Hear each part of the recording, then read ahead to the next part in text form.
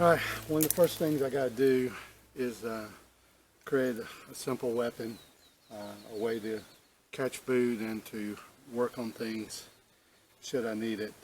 So what I'm going to do is create a baton and rabbit stick all in one thing.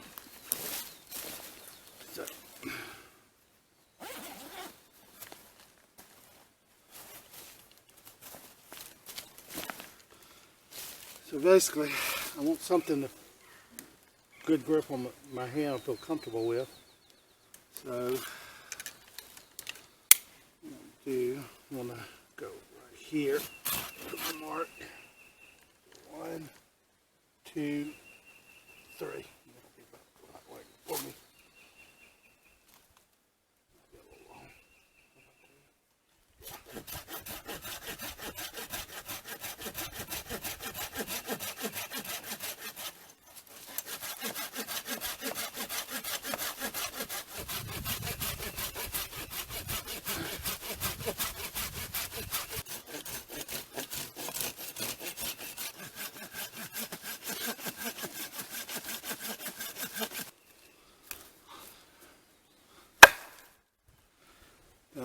That'll do really good. Right, let's go looking for a rabbit. As you can see, there's some fresh scat right there.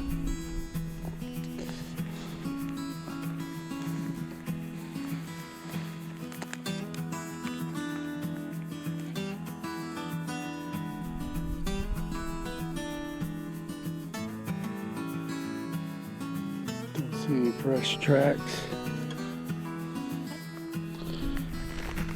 There's a deer paw.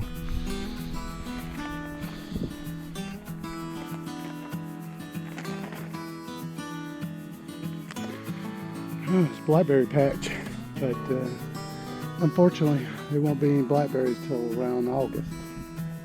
And since we're in February, just out of luck.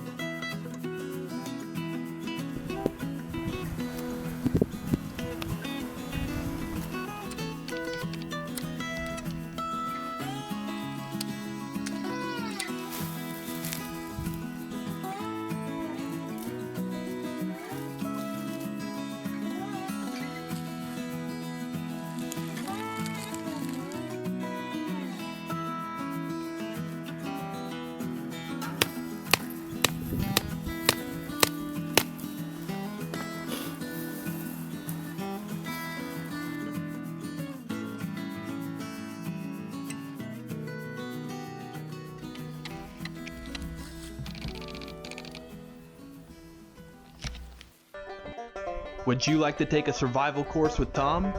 Join us today at TrailBlazer Survival School. Learn everything there is to know about bushcraft, primitive skills, and wilderness survival.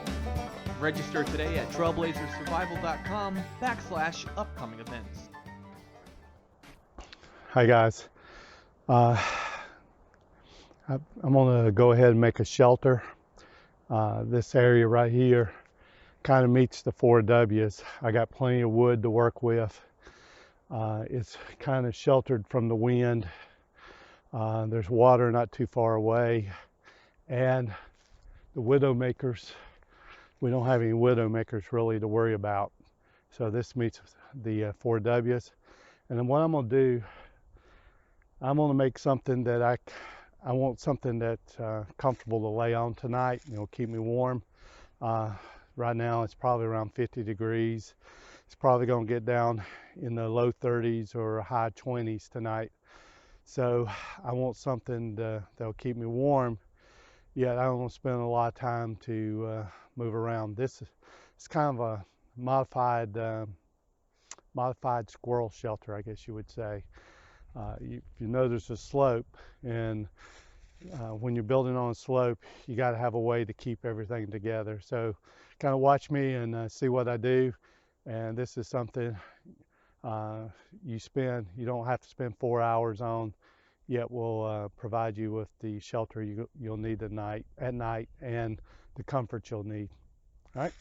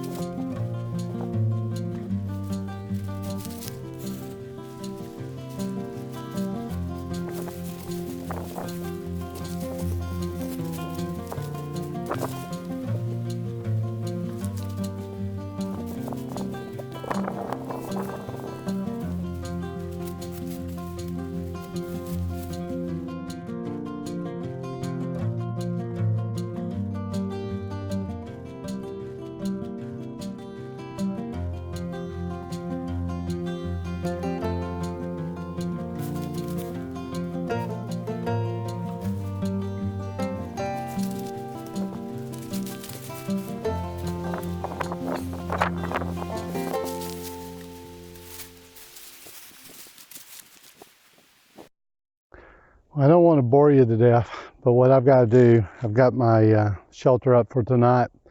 It's fairly comfortable, but it's going to get cold. So I've got to get a lot more leaves in there. I need really to make it look like it's just overflowing with leaves. And then I'll kind of burrow myself into it and then, use those leaves to plug up any holes that you see, so there's no air draft during the middle of the night. The bed itself, I made a cross member bed, ran branches one way and then crossed it the other way. What this does is isolate me from the ground. The ground is like a giant heat sink, biggest heat sink in the world, because it is the world. And what it wants to do is pull my body temperature down to its body temperature. Or actually, if thermodynamics, my heat wants to regulate with the heat around it. So it wants to drop and bring everything to the same. And since I'll never heat up the world, it's going to suck all my heat out. So I got to make pockets of air. And that's the reason you do the cross members. You just go back and forth with them and put leaves, and it creates pockets of air to insulate you from the ground and keep you off the ground. Also, if there's a little bit of water with the drainage, it will go up under me and not on me. So that's nice. And with the leaves packed up, I don't know if you ever slept on the side of a hill. Either way you're sleeping on it, if it's not level, you either sink down or you roll. So you want to build up the leaf bed underneath you so that it's kind of level. And that'll make a better, more comfortable night's sleep. With that and the thermal regulation from the leaves, should be able to get through the night fairly well. All right, I'm taking a break here right now. I've already set out a spring pole trap, a couple of Paiute traps, a couple snares, squirrel snares, and I've got my shelter.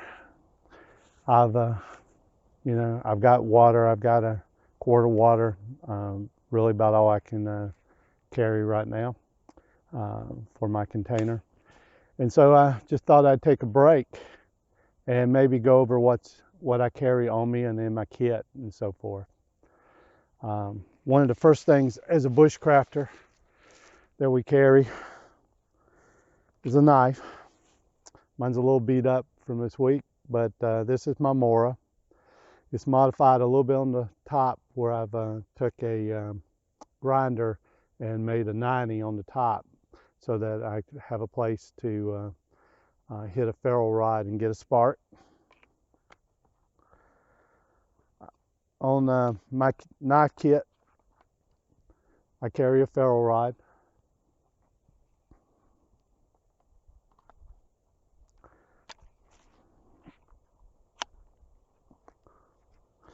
And I also carry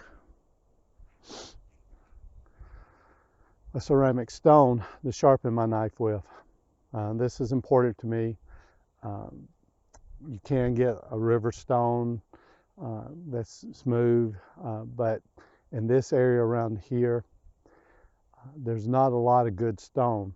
If I was in Arkansas somewhere, it would be easier, but finding the perfect stone around here is very difficult, and so I do carry a ceramic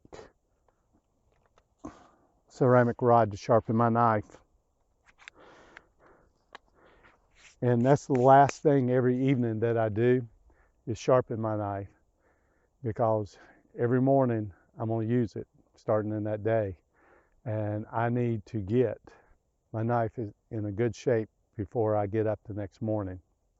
So that's my last priority of the day. Also,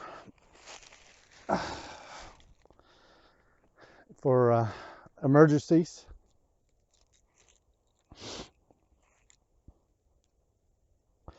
I carry a little flashlight, a little mini flashlight. This flashlight has a strobe function in different brightness settings. This, for me, is an emergency light in order to get a hold of someone in case I need them. You don't want to be in the middle of the dark and without someone. You can get somebody's attention this way and get rescued. I also carry a can opener on me. Most of you guys know this, P38, and it makes a good screwdriver. It makes something that can cut some string, or if you happen to have a can, you can open a can opener. I do keep a handcuff key on me, and I have an emergency lighter. You know, you might think this is cheating, but if you ever find yourself in a situation where you can't use your fingers, you can just barely use your fingers, you're shivering so bad and your hands are numb and you have no way to start a fire, this is my last ditch effort. I don't use this unless I absolutely have to use this. And I double check it.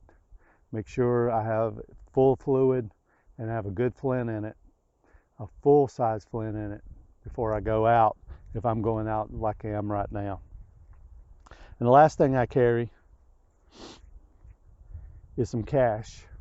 I don't know if you can see this, but there's a roll of $100 bill rolled up in here. And that's in case I find myself somewhere that I need money to get me out of that situation. In the U.S., I don't think you really have that trouble with it as much as if you go to another country. And in another country, you'd be amazed how you can get transportation to somewhere with a $100 U.S. $100 bill. Now, important to me here in the U.S., I carry a shortwave radio that's pre-programmed with the closest police department or sheriff department. In this case, it is sheriff department. It's also pre-programmed with the closest fire department, closest EMS. It's also got the weather channel on it, so I can keep up with weather if I need to. It also, I'm on what's called a blue dot and green dot. Now this right here, this is the more expensive version of this radio. I can't even say the name, Baofeng. It has an extra 4 watts, better than their standard. And the extra $30 I paid for those extra 4 watts would be worth every penny if it can reach out from where I am and get a hold of someone. Very important. The other thing I carry is a Spot GPS emergency beacon. I've got it set. Well, one is automatically set. Goes to the people that run it. If I press that button, SOS here, what it does is it notifies them through GPS, and then they send people to my coordinates. It also has a friend function where you can send out text messages to a pre-programmed phone with your location, and they're pre-programmed text message. And I use that in case for some reason I find myself in a situation where I've got to leave early. So, you know, there's been situations where, you know, I've been bee stung and had an allergic reaction, although it's, allergic reaction would be a strong word. I had a localized reaction to it and was unable to continue on and didn't have steroids.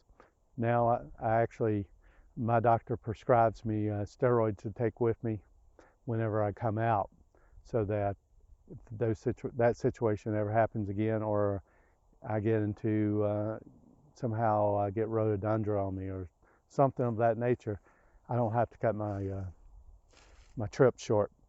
But talk to your doctor about that. Usually can get about a 7-day supply. But that's my 2 ways to get out in case of an emergency. What I've got here is my bag for my poncho that you see here.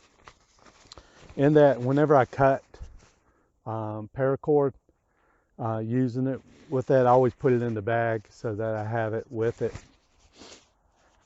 Because when I strung this up, I strung it up with paracord that was already cut and pretty much was already linked. I needed to make a prisic knots I'd already done those, so they were in the bag. I didn't have to sit there and waste my time doing them again. Of course, I always bring out 100 feet of paracord with me. I also bring a saw. Like you might have noticed that some of these ends were cut on these trees. That's because I sawed them. It's much easier to saw a tree down and than it is to hack it down with your knife and potentially break that blade. I'd rather break the blade of this than my knife. Also, I have a cooking pot. According to how the video is edited, you may have already saw me use this, but if you haven't, you will. This is my water container. It's got a quart of water that I distilled in it.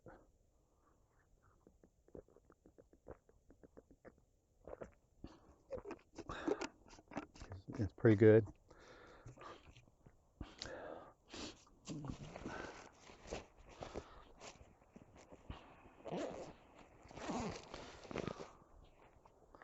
I have a headlamp. This headlamp also has emergency lights that blink on it. I have another bandana besides the one on my head. I also carry one more bandana. This bandana is folded in a special way. Makes it really easy. If for some reason I cut a vein and I'm bleeding out, I can put it over that limb, stick some kind of stick in there, twist it around until the bleeding stops, and then stick back through to hold it there.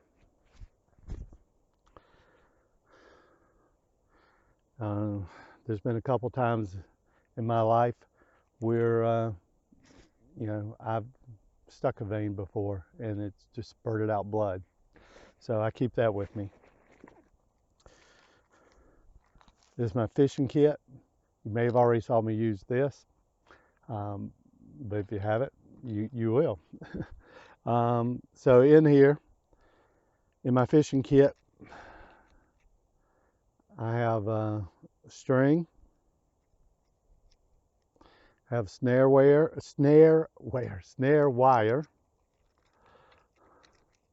a float, some sinkers, and a hook. And the fish that I've caught, if you've already seen it, is I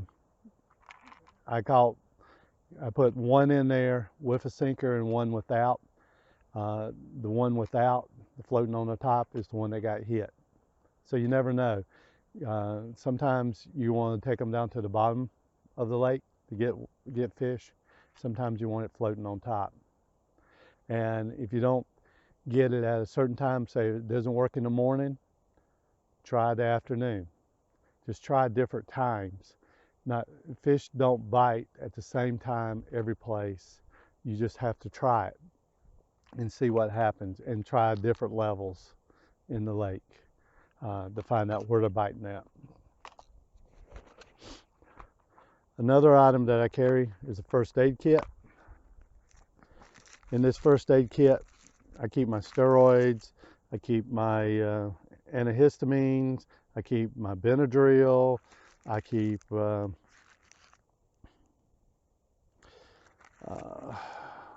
something to stop me up, something to loosen me up, keep some aspirin, some Band-Aids, some triple antibiotic ointment. I keep a signal mirror in case I need to signal. And what I have here, again, this is really I use this in the extreme emergency. These are fuel tabs. If for some reason my fingers aren't working and I'm that cold, I've got to have a way to make sure that I can warm myself up. This is that, so I don't, You know, I don't take anything by chance that I'm gonna be able to, you know, to start a fire. It could be pouring down rain and everything's wet and I'm freezing and my fingers are messed up. I can't get a fire started, or not easily. I want an easy way to do it. Fuel tab. One thing I see I'm missing, which I recommend that you have, especially going out, is a whistle. Sinker fell out of my kit. So I recommend you have a whistle with you. Normally I do have that. Probably left it out, lost it somehow. But you know, have a whistle, have a way to whistle. Learn how to make a whistle from a piece of reed and a piece of bamboo. You know, piece of cane. It's easy to do. So that's it. So if I think of something else to tell you guys, I will. But I think it's time for me to head back out and check my traps. Would you like to take a survival course with Tom? Join us today at TrailBlazer Survival School. Learn everything there is to know about bushcraft, primitive skills, and wilderness survival. Register today at trailblazersurvival.com/upcoming events.